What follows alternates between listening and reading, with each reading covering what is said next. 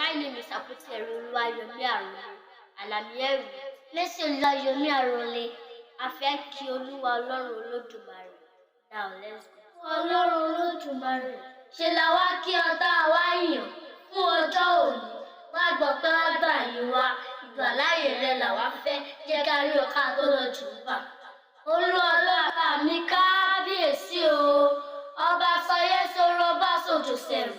Àgbàràgbà lóríta gbangba ọba mi àgbàlagbà, agbanilágbà, alágbàlá ìyanu, ògbà tó ń gba láìlára, ọba sòrò fìjàlè.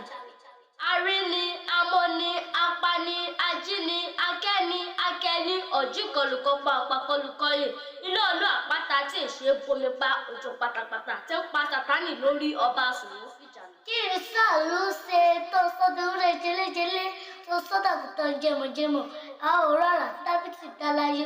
Olúọba ní wípé ẹ̀yin lójú mi ni ẹ̀rù bà mí o, ọba sòrò fìjàlè. Kábíyèsí Olódùmarè, lélétílé ní láìmọ́rẹ́ lọ́wọ́, aláṣepé tí ò láṣepamọ́, ọba tí kì í jẹ̀bi tó bá ṣe, ìgbà tó ń gbá gbogbo ẹ̀dá là.